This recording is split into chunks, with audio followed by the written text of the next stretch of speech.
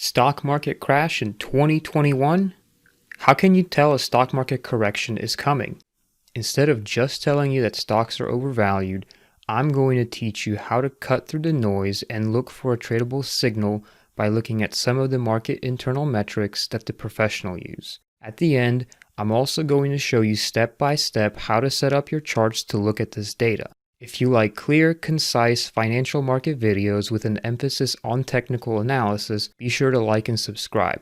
Let's go ahead and open up the hood of the financial market engine and see how it's running. First, let's take a look at seasonality. What is seasonality? Seasonality is the tendency of a certain security like the S&P 500 index to overperform over some periods and underperform during others. In this chart and supporting returns data courtesy of Equity Clock, we see the seasonal distribution of returns in the S&P 500 throughout the year over the last 20 years. Have you ever heard of the Santa Claus rally?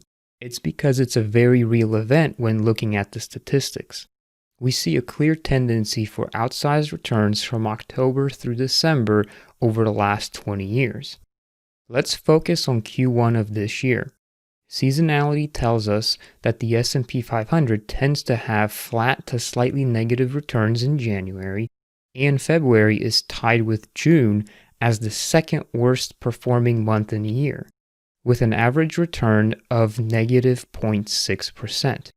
Seasonality tells us that we can expect market weakness in Q1. Next, let's look at the put-to-call ratio.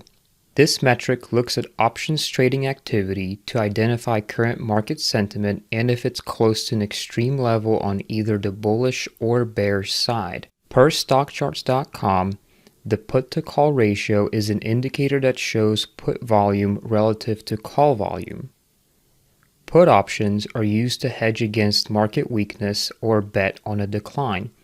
Call options are used to hedge against market strength or bet on an advance.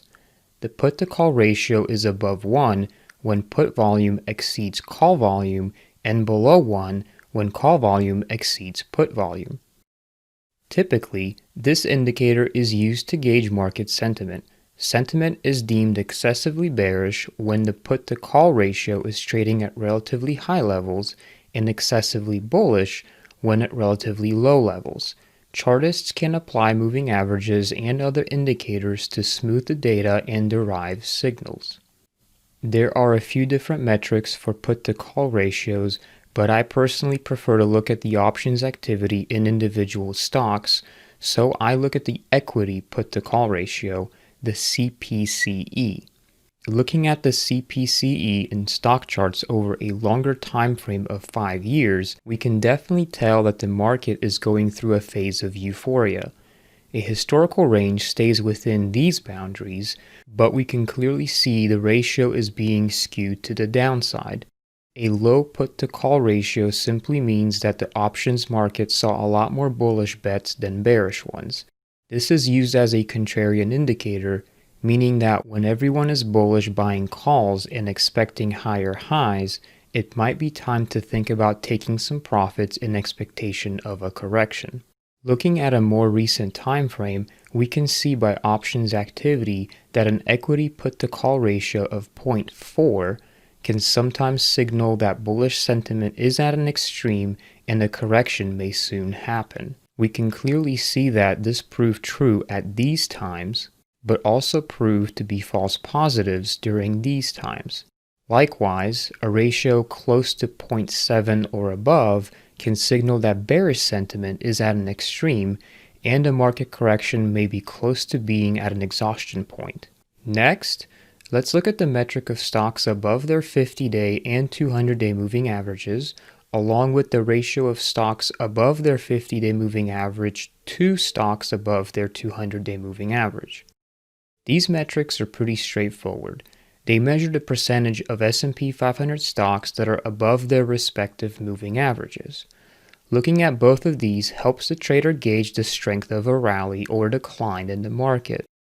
The 50-day metric is clearly the more price-sensitive metric out of the two, and you may start to see it topping out or slowly declining while the price of the S&P keeps going up. This is a sign that the market rally is being led by fewer and fewer stocks in the S&P 500 and that a correction may be underway in the future. The idea is the same for stocks above their 200-day moving average, but this one is much slower to react to price moves in the index. We can see from the recent price action that the S&P 500 stocks are beginning to fall below their 50-day moving averages while they are still increasing above their 200-day moving averages. The market definitely seems extended here with over 91% of stocks above their 200-day moving average. This is historically a peak and suggests a market correction may be coming soon.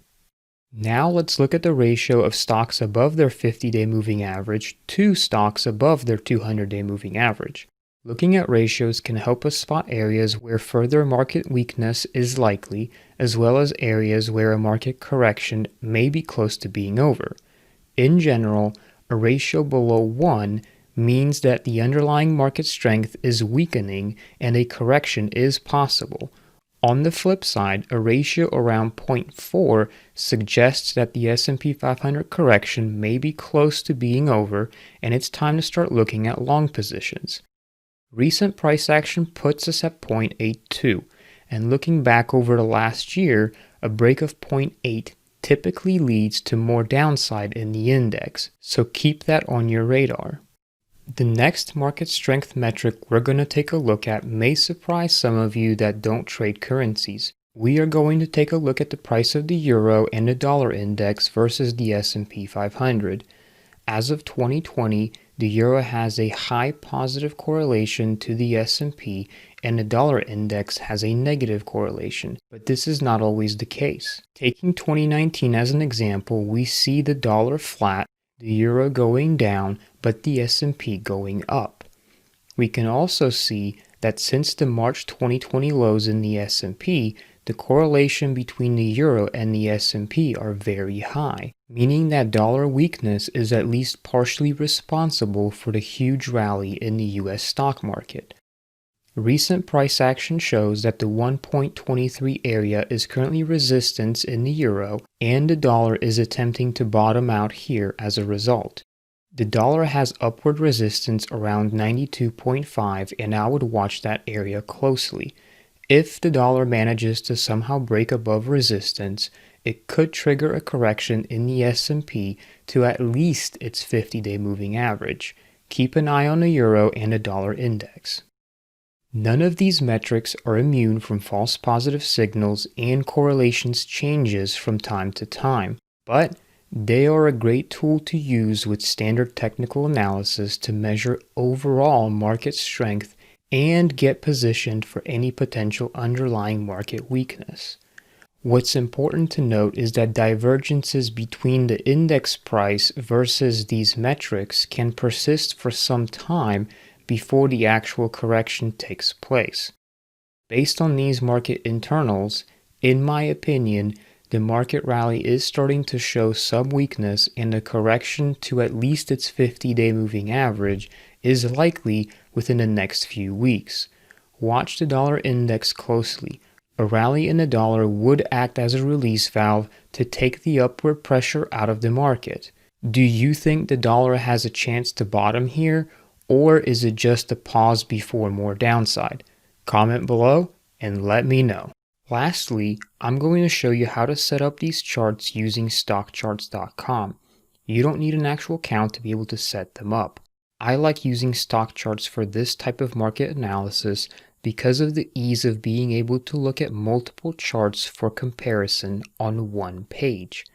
Once you're on the website, type $SPX in the search bar to chart the S&P 500. The first thing I like to do is to change the size of the chart from the default size to landscape size in order to make the chart larger. Next, let's move to the indicators section. Click on the drop-down and choose Price. The Parameters section is where you can plug in the various market internals metrics we discussed in this video. The Position drop-down lets the user choose where the charts are placed on the page in reference to the main chart. Lastly, here's a list of all the metrics we reviewed today. I want to thank you for watching and see you all in the next video.